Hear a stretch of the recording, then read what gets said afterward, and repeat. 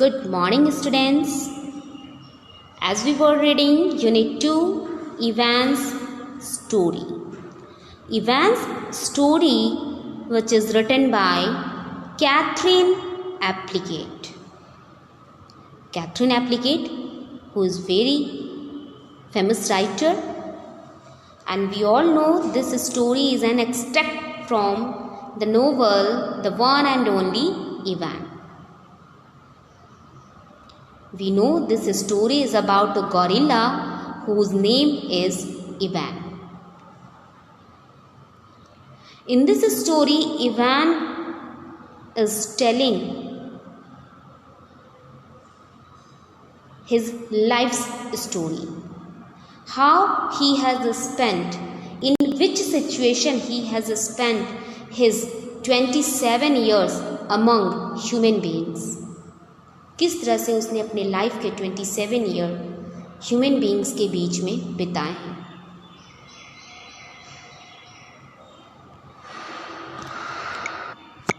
As I told to you, this story is divided into 8 parts: the grunt, mud, protector, the perfect life, the end, wine, the temporary human, and the last one is hunger.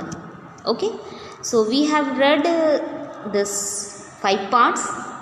Today we will start from the wine. After they captured my sister and me, they put us in a cramped, dark crate. Cramped, it means small and crowded with not much room to move. एक ऐसा space जो crowded हो और जहां आप easy way में move ना कर सकें. And crate, it means a large wooden container for transporting something. आप लोगों ने देखा होगा जब ट्रांसपोर्ट किए जाते हैं गुड्स के, तो एक वुडन कंटेनर होती हैं, उसके अंदर थिंग्स को रखे जाते हैं और उसके बाद ट्रांसपोर्ट किए जाते हैं. So just like is here, Ivan और उसके सिस्टर टैग जब कैप्चर कर लिए जाते हैं ह्यूमन्स के थ्रू, तो उन्हें एक डार्क क्रेट के अंदर रखा जाता है, उस वुडन कंटेनर के अंदर रखा जाता है जो बहुत ही क्राउडेड था, बिल्कुल डार्क था, और वो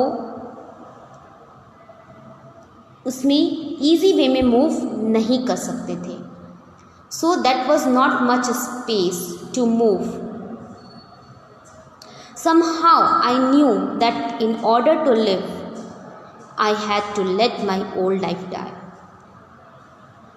हालांकि मैं जान चुका था जिस सिचुएशन में मैं रह रहा था, मैं समझ गया था कि मेरी जो ओल्ड लाइफ है वो डाई हो चुकी है. इट मीन्स अब वो वापस नहीं आ सकती. But my sister could not let go of it. लेकिन जो उसकी सिस्टर, इवान की सिस्टर थी टैग, वो इस सिचुएशन को एक्सेप्ट नहीं कर पा रही थी, भूल नहीं पा रही थी अपनी वाइल्ड लाइफ को, अपनी फैमिली को. She kept thinking about our home all the time. वो पूरे टाइम अपने होम के बारे में सोच रही थी. Till she fell very sick, और बहुत जल्दी वो बीमार हो गई. The temporary human. It was Mac who opened the crate, Mac who took me, and Mac who raised me like a human baby.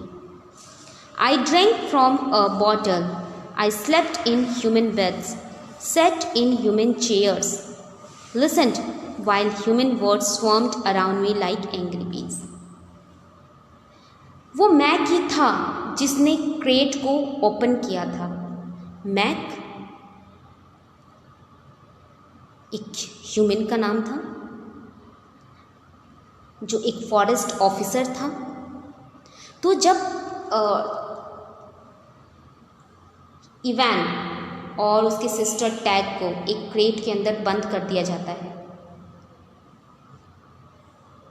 तो टैग जो बीमार हो चुकी होती है उसे वहाँ से रिमूव कर दिया जाता है और ओनली इवान ही वहाँ पर बच जाता है उस क्रेट के अंदर। और you can say mud also, आप मड भी कह सकते हैं, इवान भी कह सकते हैं। तो वहाँ वो मड ही था जो उस क्रेट के अंदर बच जाता है, रह जाता है।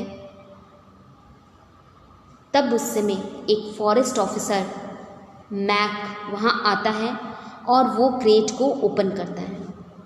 Mack who took me, Mack ही वो पर्सन था जिसने मुझे बाहर निकाला। Who raised me like a human baby, जिसने मुझे एक ह्यूमन बेबी की तरह रखा। तो बाद में जो मड होता है उसे फॉरेस्ट ऑफिसर मैक ने अडॉप्ट कर लिया होता है। आई ड्रैंक फ्रॉम अ बॉटल, मैं बॉटल से पिया करता था, जो भी लिक्विड चीज़ें थी वो बॉटल से पिया करता था।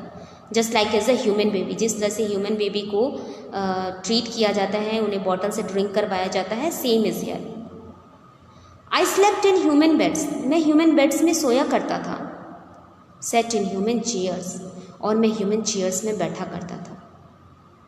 Listened while human words swarmed around me, और वो सारी बातें सुनता था जब ह्यूमन यानी कि मैक और उसकी वाइफ या फिर अदर पर्सन टॉकिंग करते थे। तो वो जो वर्ड्स होते थे उसके चारों ओर इस तरह से मूव करते थे जिस तरह से एंग्री बीज बज़ करती है, जिस तरह से मक्खियाँ भिनभिनाती हैं, बज़ करती हैं। सो उसी तरह से मड को ह्यूमन वर्ड्स ऐसा लगता था कि वो एंग्री बीज की तरह स्वॉर्म कर रही हैं, उसके चारों ओर बजिंग कर रही हैं। Mac's wife Helen was quick to laugh but quick to angry too, especially when I broke something which was often. Mac की वाइफ थी हेलन, जो बहुत जल्दी हंस भी देती थी और बहुत जल्दी गुस्सा भी हो जाती थी। एंग्री इसलिए हो जाती थी क्योंकि जब मड किसी थिंग को ब्रोक करता था, तोड़ता था, तब वो एंग्री हो जाती थी। But next time, next minute में वो लाफ भी कर देती थी, हंस भी देती थी। I broke the blender when I squeezed 3 tubes of toothpaste and a bottle of glue into it. मैंने ब्लेंडर को ब्रोक कर दिया तब जब मैंने टूथपेस्ट के 3 ट्यूब्स को स्क्वीज कर दिया and a bottle of glue into it, और उसके अंदर ग्लू की बॉटल भी डाल दी, जिसकी वजह से ब्लेंडर ब्रोक हो गए थे। I broke my toes attempting to swing from a lamp fixture on the ceiling. I broke 46 glasses. Well, it turns out there are many ways to break a glass. मेरे toes broke हो गए थे। कब? जब मैंने ceiling पे लगी lamp fixture के ऊपर स्विंगिंग करने की कोशिश की। वो होती ना सीलिंग, ऊपर सीलिंग में जो लैम्प लगे हुए होते हैं, तो जब मड उस लैम्प फिक्सचर में स्विंगिंग करने की कोशिश कर रहा था, उसकी टोज ब्रोक हो गई थी। आई ब्रोक 46 ग्लासेस, और उसने 46 ग्लासेस ब्रोक कर दिए थे। Every weekend Mac and Helen drove me to a restaurant where they ordered something for me. हर वीक मैक और हेलन मुझे रेस्टोरेंट ले जाया करते थे और वहाँ पर मेरे लिए कुछ ऑर्डर किया करते थे। I went to baseball games, to the grocery store, to a movie theatre. मैं बेसबॉल गेम्स भी खेलने जाया करता था, ग्रॉसरी स्टोर भी जाया करता था और मूवी थिएटर भी जाया करता था। इवन टू द सर्कस जाया करते थे, जहाँ पर गोरिल्ला नहीं होते थे। I rode a little motor bike, मैं लिटिल मोटर बाइक पे राइड भी किया करता था। And blew out candles on my birthday cake, और मैं अपने बर्थडे केक पर कैंडल्स को भी ब्लू किया करता था। My life as a human was an exciting one, although my parents would not have approved. मेरी लाइफ जो एक ह्यूमन बींग्स के बीच में थी, बहुत ही एक्साइटेड थी, जिसे मेरे पेरेंट्स ने कभी अप्रूव नहीं किया था। Approve it means thought of something as good.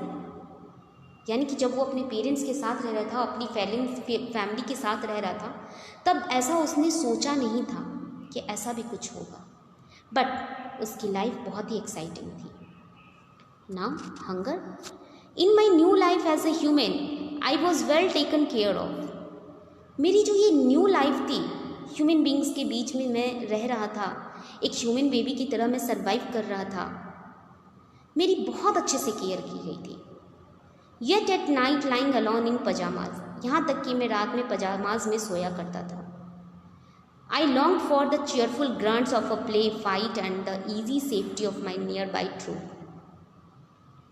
फिर भी मैं उन दिनों को याद कर रहा था जब मेरे पेरेंट, मेरे फादर ग्रंट करते थे, मैं अपने सिस्टर के साथ प्ले करता था, फाइट करता था और अपने ट्रूप के बीच में अपने आप को सेफ पाता था।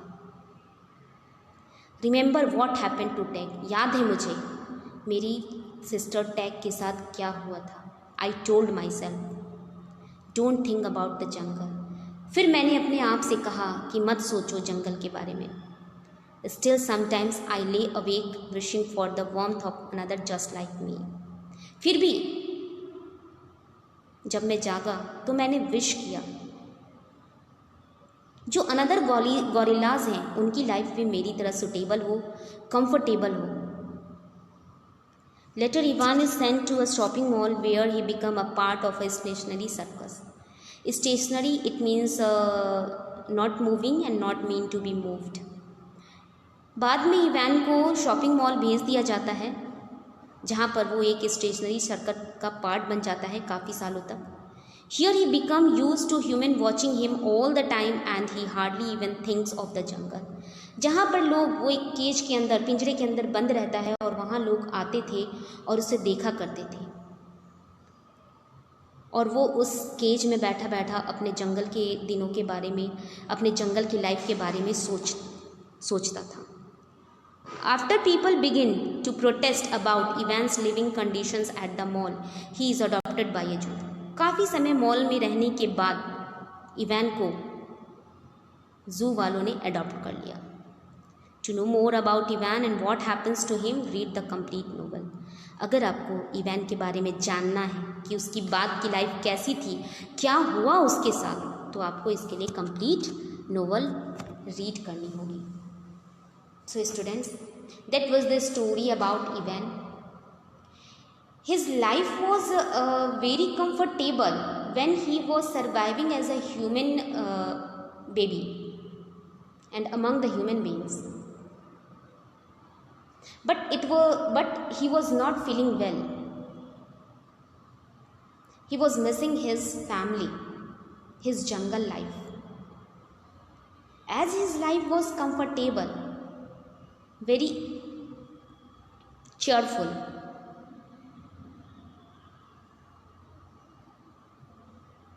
but it was not for him, लेकिन वो उसके लिए नहीं थी। So once again you will read this chapter carefully. I hope you must have enjoyed with this chapter.